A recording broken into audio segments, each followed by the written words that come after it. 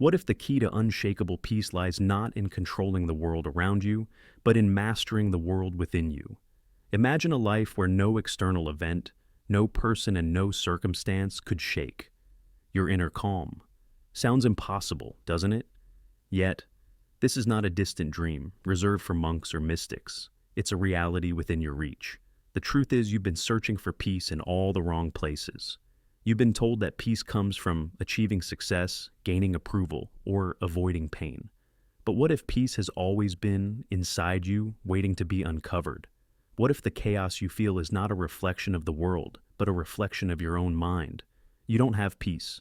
You haven't had it for a long time. Even though you try to pretend, otherwise you're trapped in a cycle of uncontrollable thoughts, overwhelming emotions, and a lingering emptiness that you can't quite explain.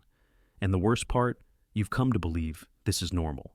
You've been convinced that peace is a luxury for the enlightened few, while you're doomed to an endless internal war. But that's a lie. Finding peace within is not an insurmountable challenge. It is unrelated to completeness, harmony, or the absence of disagreement. Your view of the world is fundamental. Regardless of how solid it seems, reality is really simply a reflection of who you are on the inside. Think about it. Even if two people go through the exact same thing, one of them will be completely unaffected. Just why is that? For the reason that what counts is not the actual events themselves, but rather your interpretation of them. Past experiences, traumas, and long-held beliefs have shaped your mind like a filter. Carl Jung eloquently said that unless you bring the unconscious into consciousness, it will govern your life, and you will call it fate. You have been confined by your own thought patterns and assumptions since you were a little child. What you currently consider to be your own thoughts, feelings, and behaviors were really imposed on you by your parents, society, and life events. When you let your emotions, such as fear, rage, or sadness, control your reactions, it's not you. It's the wounded child within you. How much control you give that child over your life is the question. The majority of individuals go through life without giving this any consideration. They coast through life, making the same errors and going through the same suffering over and over again. For as long as they hold this mindset, they will be unable to break free of their prison of hopelessness. When you learn to manage your reaction to adversity, not your circumstances, you will have achieved true freedom and unbreakable serenity. You have forgotten that you are not your mind or the voice in your head that torments you. Rather, you are the observer of the awareness that underlies all of this, and you will remain helpless in the face of disorder so long as you hold this belief. Rejecting your feelings or trying to make your thoughts disappear are not the points. The most important thing is to stop fighting negative emotions instead of trying to get rid of them. Fighting back gives them more power. Once you accept them, their strength diminishes. Imagine a river as an analogy for the mind. Try as you might, giving in to the tide will leave you exhausted. Embrace it, and you'll find that you were always more of a shoreline observer than a sea body. The true strength lies in that. To find inner peace, which isn't based on a perfect world, but on the fact that nothing outside of yourself can upset your equilibrium, you need to cultivate presence. Avoid thinking on the past or fretting over the future by focusing on the here and now. At this very time, there is nothing else. There is more to you than the self-doubt, false narratives, and recollections that your mind conjures up. If you can learn to see your mind more as a tool than an extension of who you are, then you will have achieved the one true liberation, emotional freedom. As the Stoics understood, it is not the events themselves that matter, but rather one's reaction to them. The difference between powerlessness and agency, between pain and relief, lies in this. Once you get this, you'll realize that nobody or nothing can shake your serenity. You and no one else can bring calm to the world. You have to say it. Instead of letting the din of the outer world determine your inner state, will you decide to take charge of it? But here's what no one tells you. True peace isn't just about perception. It's about power. Not power over others, but power over yourself. And that's where most people fail. Everyone wants peace, but few are willing to do the work to achieve it. Do you know the greatest enemy of your peace? Distraction. And I'm not just talking about social media or external noise. I'm talking about internal distraction, the inability to be alone with yourself, the need to fill every moment with stimulation, because silence terrifies you. Why? Because in silence, the truth emerges. The truth about who you are, what you've avoided, and the fears you're still carrying. Most people aren't ready to face, that they distract themselves with noise, busyness, and endless activity. Because when the world goes quiet, their demons start to speak, and that's unbearable. But here's the secret. The only way to find real peace is by facing that silence, not running from it, not numbing it. Inner peace isn't the absence of conflict. It's the ability to remain calm amidst chaos. And that can only happen when you dare to look within without fear. The problem is that our culture encourages distraction and discourages introspection in every aspect of life. You can't reach your full potential if you never stop to think about who you are, which is why consumer culture, the urge to be liked, and being overly busy are all traps that aim to keep you unconscious. Here is when the underappreciated power of distancing oneself really shines. If you desire constant serenity, you must learn to let go of not just past wounds and resentments, but also the need to control everything and have life conform to your standards. Problems arise when people try to change the status quo. Take a look around you. Most people are always fighting reality. The world doesn't measure up to their expectations. People don't act the way they want them to, and they experience pain when things don't change their way of thinking. When reality is irritated, annoyed, or melancholy, why battle it? It doesn't care what you want. Crucial is learning to accept the things you can't change and focusing on the things you can. What matters most is how you feel on the inside, how you react, and what you see. Everyone else is noise. When you stop trying to control your situation and accept that you are a victim of it, you will be truly free. However, letting go is challenging and calls for a major shift in outlook. When you let yourself get entangled with other people, with other beliefs, or with other outcomes, you end up shackled. Are you prepared to release control? Being reliant on other people or things will keep you from finding inner peace. Are you ready to let go of the illusion of control and just embrace life? To be truly free, one must first achieve inner peace, which is the place where all things converge. All of these point to the same thing, a sense of disconnection. Just like a mirror, life reflects your true self, not your idealized version of yourself. If you are disorganized on the inside, the outside world will reflect it. If you can find peace within, nothing can disturb you, even though you won't find it outside. Not better circumstances, more money, or other people's approval. It's about how you see things unfolding. This means that getting to peace isn't the real issue. Forget about struggling against life and start living in harmony with it. When you do, you'll find something very remarkable. The serenity you've been looking for has always been inside you. All you had to do was remove the object that was blocking it. Being calm is not always an indicator of true tranquility. The storm is here. Anyone can feel peaceful when life is easy, but real peace is what you maintain when everything around you is falling apart. And that's where most people fail. They think peace comes from fixing their relationships, achieving their goals, or gaining more money. They believe that if the outside world aligns with their desires, they'll finally feel calm. But that's the fatal mistake, because as long as your peace depends on something outside you, it will never truly be yours. It will always be something the world can take away. That's where resilience comes in, and resilience isn't just about enduring pain, it's about transforming it into growth. It's about using even the darkest moments to become stronger, wiser, and freer. Look at the people who've achieved unshakable peace. What do they have in common? They haven't had easy lives. They've faced adversity, pain, and challenges. But instead of letting those experiences destroy them, they use them to grow. That's the difference between sinking and rising. What you do with your pain, peace isn't found by avoiding suffering. It's found by changing your relationship with it. You can choose to suffer, but you can't escape pain. The difference between the two is how you choose to react when something hurts. Ignore it and let it define you, or learn from it and evolve. While most people let their grief trap them in victimhood, resentment, or nostalgia, those with wisdom in life use it to propel themselves ahead and strengthen their resilience.